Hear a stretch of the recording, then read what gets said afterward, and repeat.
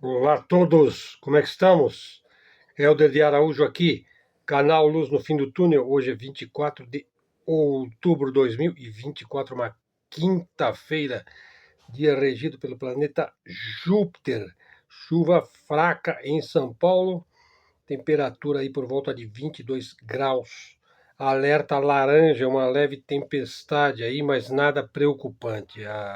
O problema está lá no sul. Rio Grande do Sul, Paraná, partes de Santa Catarina, podendo ter alguns resvalos aqui na capital paulista.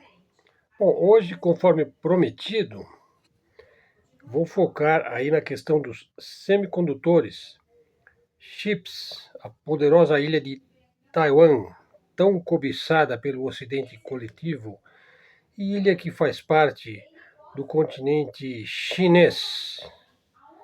Bom, ontem fizemos um vídeo assim, um tanto polêmico para alguns, mas um tanto esclarecedor para outros. Focamos aí na política nacional, já que há certos momentos que é impossível não abordar a política nacional, tendo em vista este importante acontecimento levado a cabo. Hoje é o término lá do simpósio, acho que é melhor dizer cúpula, né? Ou mesmo cimeira, né, como alguns dizem. Talvez pudesse dizer congresso, né? Bom, reunião lá em Kazan, capital do Tartaristão, lá na Rússia. E há uma série de países aí que estão entrando para os BRICS. E a posição do Brasil ficou um tanto incerta aí do ponto de vista das relações externas e do ponto de vista de um dos membros fundadores dos BRICS. Bom, mas faremos um vídeo exclusivo sobre este tema. Eu já estou preparando o texto para que não fique nenhuma dúvida sobre esta questão. E também procuraremos apontar aí uma diretriz até onde chega o escopo dos BRICS, o que se pode esperar, né, não só dos BRICS, mas também do Brasil nos BRICS, ou mesmo ficando à parte dos BRICS. Né? Qual é o papel, qual é o caminho, para onde que o Brasil aponta, se ele ficar preso ao Império Americano decadente. Então, é uma coisa para se pensar. E também acho que deixei claro que o imperialismo não é fraco. Ele não é fraco, ele é forte. Ele tem muito pano para manga, muito gás para gastar. Né?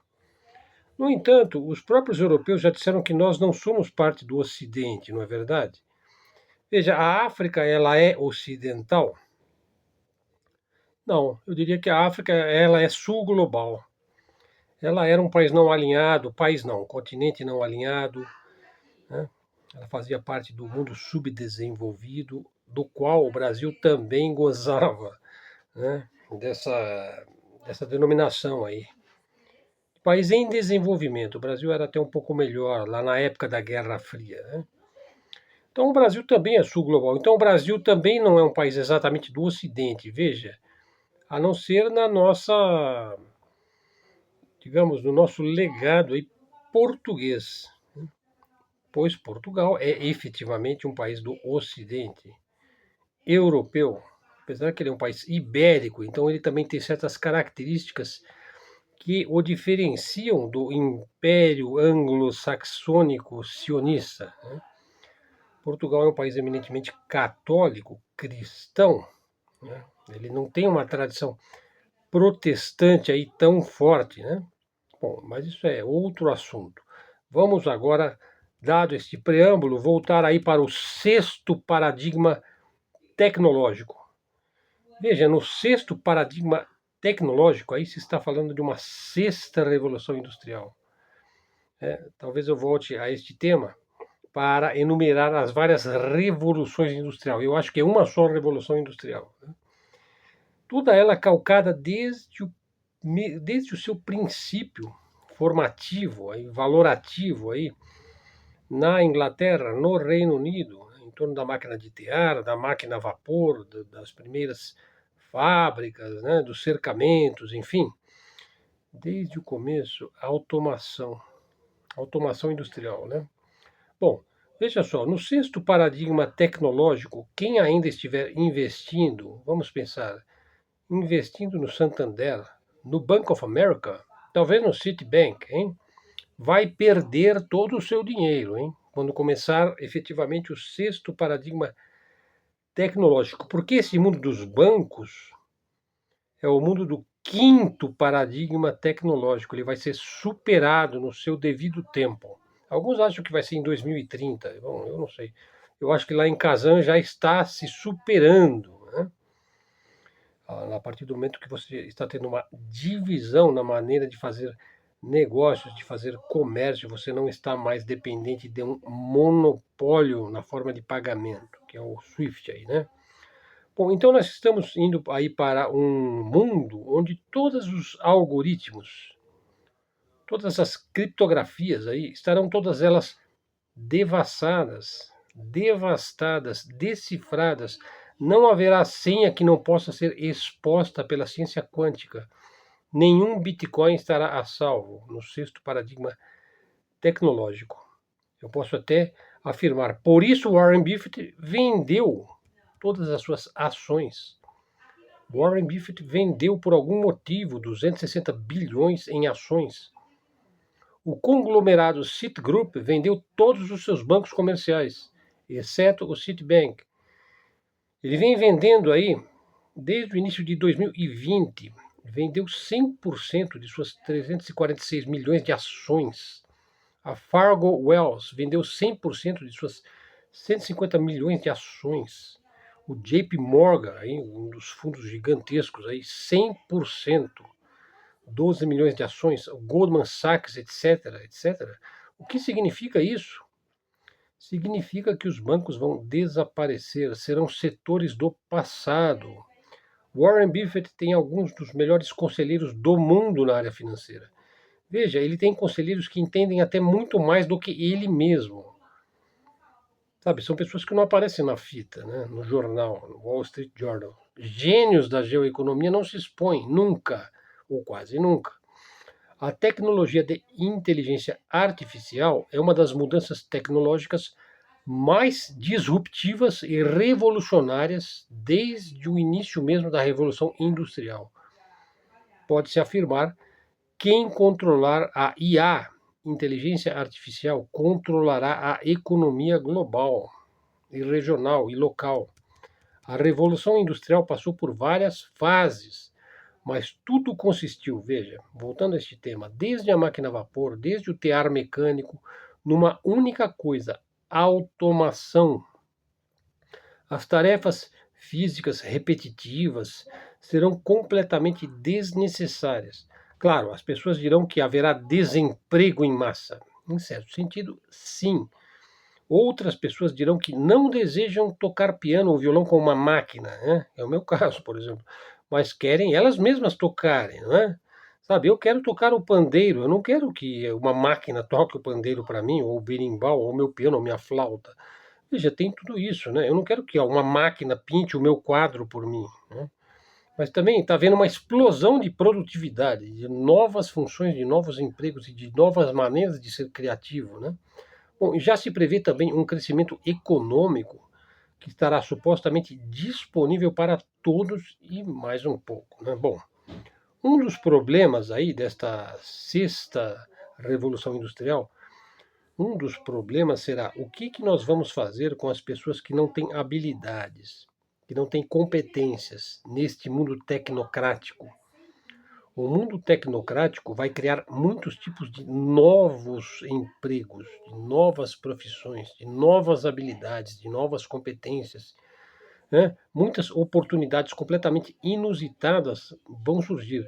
Então, muitos setores tradicionais, né, ficarão obsoletos e outros completamente novos também vão surgir.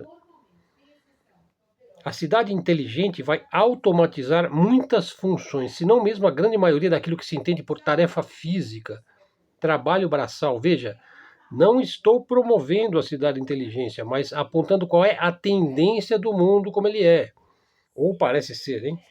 O avanço tecnológico, ele não tem que ser necessariamente, e não vai ser contra a natureza. A natureza vai estar dentro do conceito da sociedade tecnocrática. da sociedade movida por inteligência artificial. A natureza vai estar dentro do contexto, e o ser humano idem, né? Veja, você não vai ter mais a menor preocupação com comer, dormir, descansar, fazer tarefas repetitivas, seguir rotinas para poder caber no orçamento. Veja, isso diz a ideologia aí, né, da Agenda 2030, né, do Klaus Schwab, né? Você não vai ter mais preocupações de ordem material, como sonhou mesmo, né, o Great Reset, ou seja, haverá um grande salto na produtividade através da automação feita por inteligência artificial e uma melhor qualidade de vida. É isso que se promete, porque se você vai resolver todos os problemas das necessidades necessárias do ser humano usando a automação movida por inteligência artificial, você vai poder gozar a vida com suas necessidades desnecessárias, né? Inclusive, existe aí uma teoria que diz que o homem só se voltou para o campo da arte quando ele estava com a barriga cheia, né? Quando ele não tinha mais que lutar pela vida. Então aí ele passou a fazer desenhos nas cavernas, gravuras nas pedras, né? Enfim. Empregos convencionais vão desaparecer, sim. E as pessoas simplesmente elas terão que fazer outras coisas, né? Pense no seguinte, veja. Aí apenas fazendo um adendo aqui, um parênteses, veja. O mundo que nós estamos indo, ele é de uma tecnologia, de uma tecnocracia, de um transhumanismo abismal. Veja, há 100 anos, ou um pouco mais, o John Davison Rockefeller era o homem mais rico do mundo. Foi o homem que começou a indústria petrolífera nos Estados Unidos. Veja, naquela época você não tinha um sistema de saúde, né? Você tinha médico de família, né? E ele era um clínico geral, vamos dizer assim. Você não tinha as especialidades médicas, né? Não existia um sistema de saúde, por exemplo, melhor do que uma pessoa pobre pode pagar hoje em dia. Veja, hoje em dia, uma pessoa que for ao SUS, operar a catarata, por exemplo, terá algo que John Davison Rockefeller não teve, né? Então você veja aí o tanto que o capitalismo avançou, né, no sentido de prover, né, serviços, servir, enfim, as populações comuns, né, de grande parte, né, apesar que ainda não vamos dizer que não atingiu todas as pessoas, mas uma boa parte. A China fez isso mais do que qualquer outro país.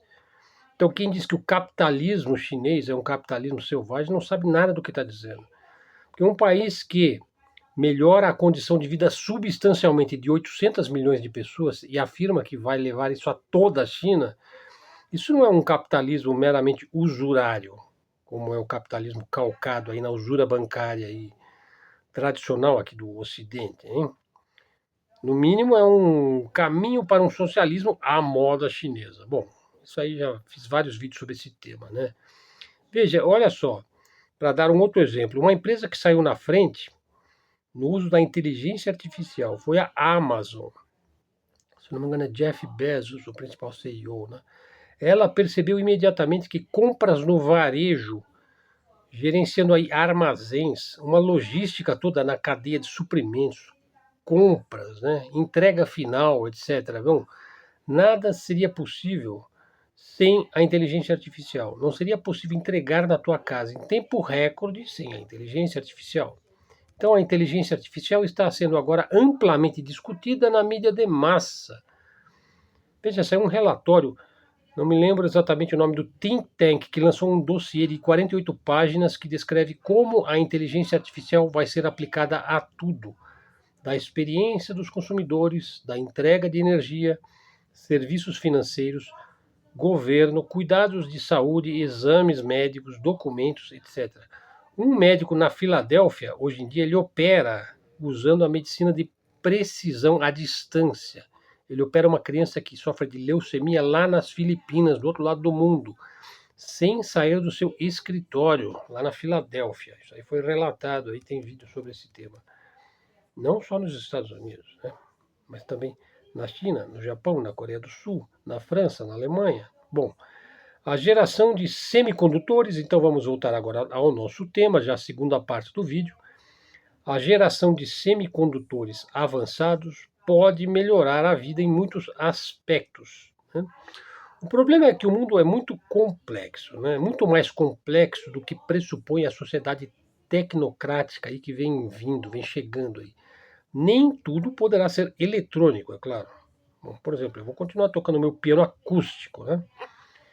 Com uma afinação, né? 440 Hz, bom, e voltaremos a falar dessa questão de que nem tudo e muitas coisas continuarão sendo convencionais, né? Principalmente para aquelas pessoas que têm uma certa tendência clássica, né? Que gosta realmente daquilo que deu certo, sem necessariamente ser eletrônico, né? Nós não temos que idolatrar a eletrônica. Muitas coisas prosseguirão no mundo mecânico mesmo, né? Bom, voltando aos semicondutores, os semicondutores eles conduzem a computação a um nível quase que fantástico, inimaginável. Veja, o aumento no poder de computação dependeu muito do tamanho dos semicondutores. Os transistores, que são os elementos que estão dentro do chip, precisaram diminuir de tamanho, encolher, se aproximar uns dos outros. Cada geração de semicondutores é definida pela forma como digamos, veja, vou explicar melhor. Cada geração de semicondutores é definida pela forma como ela vem sendo diminuída de tamanho, né? Veja, a maioria das pessoas nem sabe direito, eu mesmo não sei direito, como é que funciona um semicondutor. Veja, para se ter uma ideia, eles chamaram de wafer. Bom, eu sei que o wafer é os lanches do Cora, né? Wafer é wafer de limão, de morango, parece uma bolachinha, né? Bom, porque parece uma bolacha de wafer.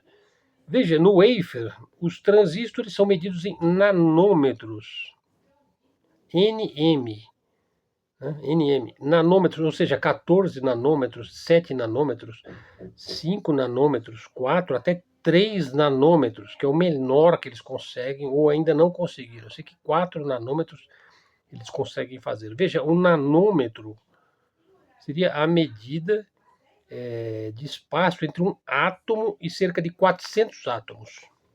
Quer dizer, seria a distância entre um átomo e 400 átomos. Ou seja, cabem 400 átomos num nanômetro. Veja, é o espaço onde ocorre a computação quântica. A computação quântica começa a substituir a física newtoniana, que é a física da mecânica, né? Veja, uma molécula é algo muito bem definido, veja, bem compreendido pela física. Moléculas são entidades químicas bem definidas aí com precisão, né? Já as nanopartículas quase sempre são diferentes, têm tamanhos diferentes, texturas diferentes, o detalhe de sua superfície é complexo. A composição de uma nanopartícula, sua composição aí são entidades diferenciadas, hein? Mas que são partes de um contínuo. Veja, elas estão expostas ao meio ambiente, de maneira que o meio ambiente modifica a sua superfície. Vamos tentar entender? Veja, no corpo humano temos proteínas, no corpo inteiro, milhares de tipos diferentes de proteína, conforme a densidade, o tecido, o órgão, etc. Bom, as proteínas é o que forma os nossos tecidos, né? A nossa carne, os nossos órgãos. As proteínas podem ser modificadas quimicamente de várias maneiras. Os cientistas trabalham no sentido de usar semicondutores junto com células humanas. Isso é que é o transhumanismo. Em células vivas. Por exemplo, na célula nervosa, na célula cerebral, né, que é a que nos faz pensar e agir de conformidade com os nossos pensamentos, né? Veja, tudo tem um limite na natureza, não é mesmo? Qual é o limite físico da capacidade do ser humano? Veja, os corredores aí, vamos falando da capacidade física, né? Os corredores estão correndo 100 metros em 9 segundos, né? Se eu não me engano, e a maratona, acho que estão correndo em menos de 2 horas. Veja, mas no caso das nanopartículas, as coisas mudam de dimensão, de nível, de velocidade, de tamanho. Veja, se eu percorro 100 metros em 9 segundos, bom, de posse de um sistema quântico multidimensional, eu poderia ir à Lua em 9 segundos. Vocês estão entendendo? Você muda de dimensão. As forças eletromagnéticas permitem coisas nunca vistas nem pensadas pelas pessoas comuns, como, por exemplo, a força antigravitacional, né? Dizem que as pirâmides foram construídas mediante a anulação da força gravitacional por algum processo magnético, sei lá, porque a Terra possui um campo magnético, possui uma carga eletromagnética, se você poderia inverter essa carga num determinado corpo, né? Veja, a nanociência vai atingir a dimensão do átomo. Então será possível alterar o DNA humano. entrar na dimensão da genética humana, no molde, né, nas forças mais profundas por trás do molde que faz um ser humano ser um ser humano, né? Ele cresce dentro lá do ventre materno, bem, as células vão se dividindo lá, né? Processo lá de meiose, mitose, a célula vai crescendo e vai formando, a célula humana forma necessariamente um ser humano, né? Por exemplo, uma fita de DNA mede aí 2 nanômetros de largura. Uma molécula de proteína mede 5 nanômetros. Um glóbulo vermelho já é uma coisa grande, olha, mede 7.000 nanômetros. Né? Mas você não consegue ver. Um fio de cabelo são milhares de nanômetros. Veja, um nanômetro, um fio de cabelo, ele é 100 mil vezes maior do que um nanômetro. Ele tem 100 mil vezes, eu diria assim, um nanômetro ele é 100 mil vezes menor ou mais fino do que um fio de cabelo, para você ter uma ideia. O micrômetro é 1.000 vezes menor que o milímetro. E o nanômetro é 1.000 vezes menor do que o micrômetro, né? Ou seja, o nanômetro é o milímetro dividido em 1 milhão de partes. Então você divide 1 milímetro em 1 milhão de partes e você tem um nanômetro, né? Ou seja, na escala nanométrica, os materiais do dia a dia começam a agir de maneiras estranhas, né? Ou seja, não entendemos exatamente o comportamento dos nanomateriais, né? Então, os nanomateriais podem mudar em relação a uma quantidade maior ou menor daquele material, né? Veja, no ano de 2018, os japoneses criaram os metamateriais. As nanotecnologias têm muitas aplicações industriais. Na medicina, são usadas para introduzir minúsculas câmeras capazes de localizar uma célula dentro do corpo humano, ou um conjunto de células, por exemplo, que está doente e pode mesmo dissolver estas células doentes. Então, a nanotecnologia, ela incorpora este sonho de que os cientistas podem refazer o mundo a partir de um átomo, manipulando-os. Bom, naturalmente os militares querem usar isso daí para, por exemplo, entrar no cérebro de alguém e controlar a pessoa remotamente, né? Veja, no nível médico abrem-se muitas possibilidades de regenerar tecidos, órgãos, a retina, os ossos, os dentes, as células. Há pouco, parece, na Coreia criaram lá uma substância que faz nascer de novo os dentes. Por exemplo, se a pessoa perdeu os dentes, né? Contudo, veja, não se faz nada no campo da nanoeletrônica celular sem os semicondutores de silício. Voltamos ao tema aí dos semicondutores, né? Veja, nós estamos à portas de uma revolução genética agora. Estamos à beira de reescrever nossa composição genética. Em um período de uma geração, nós passamos de plantas geneticamente modificadas para animais clonados, como a ovelha Dolly. O próximo passo serão seres humanos geneticamente modificados. Por isso já existem tantas séries aí e filmes sobre mutantes, né? Com poderes, né, específicos, né? Bom, a corrida armamentista do século XXI será em torno de aplicações militares, de engenharia genética. Muitos filmes tratam disso, né? Nanotecnologia, controle eletromagnético, tecnologia antigravitacional e por aí vai. À medida que o espaço entre os transistores é reduzido, o potencial de processamento de semicondutores aumenta, né? Essa dinâmica aí de diminuir o tamanho dos transistores é conhecida como Lei de Moore, nome do fundador da Intel Word. Bom, essa lei diz que o número de transistores em um semicondutor dobraria a cada ano, e para dobrar de quantidade você precisa diminuir o tamanho, o espaço físico. Desde o início da década de 70, o número de transistores por chip praticamente dobrou a cada 2 anos, e os semicondutores se tornaram muito mais poderosos e mais eficientes. Alguns afirmam que o limite já foi atingido, pois surge alguma barreira tecnológica. Contudo, podem surgir aí modos de contornar ou superar estas barreiras. Veja, há 10 anos, uma prestigiada revista digital de semicondutores disse que o limite do tamanho já foi atingido na tecnologia de 28 nanômetros há 10 anos. Hoje já estamos nos 5 nanômetros, né? Algo como 100 mil vezes mais fino que uma folha de papel, né? Um fio de DNA humano tem algo como 2,5 nanômetros de largura. Bom, para que a lei de Moore continue valendo, deveremos reduzir mais ainda. Mas para que a lei de Moore continue, precisamos diminuir ainda mais a distância entre os transistores e fazê-los ainda mais eficazes, né? Bom, os semicondutores lá de Taiwan fazem a 4 nanômetros e até 2027 afirmam que vão fazer a 3 nanômetros. Sem semicondutores, o celular não vai funcionar, né? O carro não vai funcionar e por aí vai, já está em toda parte. Para construir o semicondutor, para diminuir o seu tamanho, é utilizada a tecnologia de litografia ultravioleta extrema. Repetindo, a tecnologia da litografia ultravioleta extrema. O equipamento emite uma luz, uma espécie de varredura ou escaneamento, emite uma luz ultravioleta extremamente forte e potente. Ela tem um comprimento de onda bastante curto e permite imprimir em espaços menores. A melhor empresa do mundo nessa tecnologia fica em Taiwan. Os Estados Unidos acham que vão simplesmente entrar, pegar a máquina e levar para os Estados Unidos. Veja, agora entra no campo da geopolítica. Para terminar o vídeo, né? O fato é que a China tem toda a vantagem do mundo. Então ela cerca a ilha com navios militares, com caças, com radares. Veja, a China tem 1,5 bilhão de pessoas e o maior e mais bem treinado exército do mundo.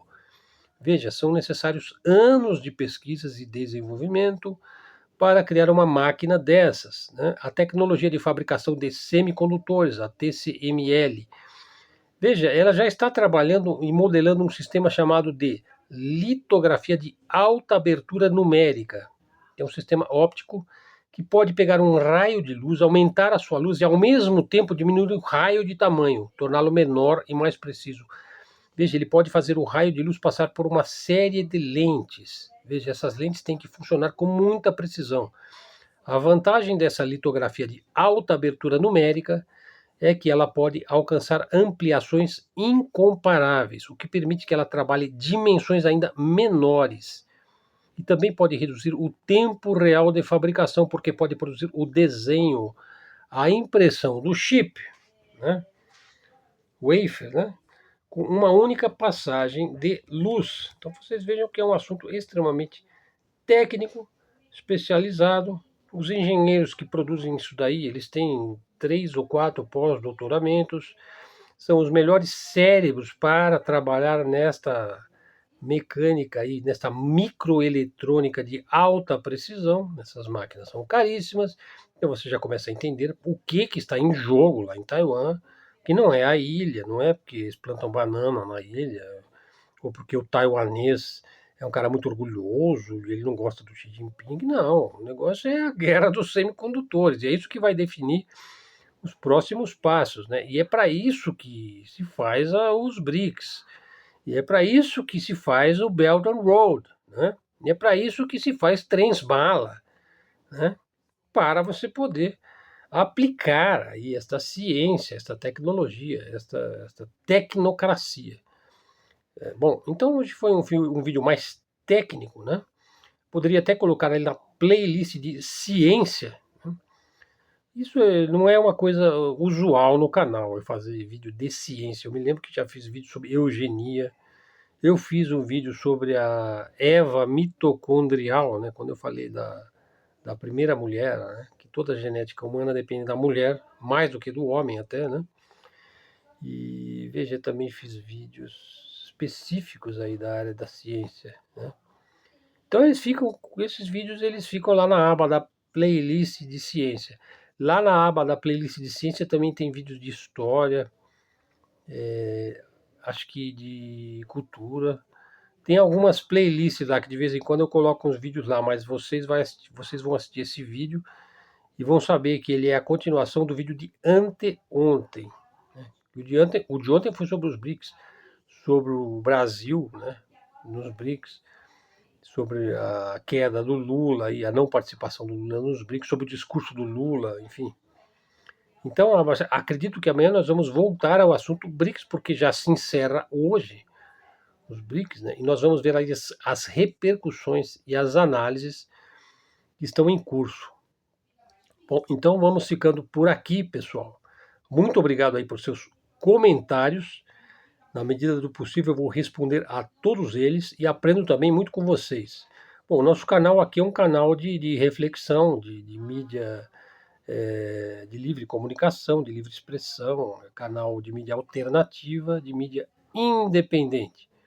O canal não está mais monetizado. Se você quiser ajudar o canal, é só você fazer um Pix aí, um Pixzinho aí, já vai ser muito auspicioso aí para a gente continuar fazendo nossos vídeos aqui. Basta você pegar aí na descrição do vídeo, tá? O e-mail ou o meu CPF. Pessoal, então muito obrigado mais uma vez. Podem sugerir temas aqui também. E vamos em frente. Então, verifique se você está seguindo o canal. Se você gostou do nosso conteúdo, replique nas suas redes. Não vamos desistir. A nossa média é de fazer um vídeo por dia, de mais ou menos 30 minutos. Pode acontecer que um dia não possa fazer, mas a gente tem mantido mais ou menos uma constância nisso daí. Pessoal, obrigado aí. Abraços a todos. Até a próxima. Fiquem com Deus.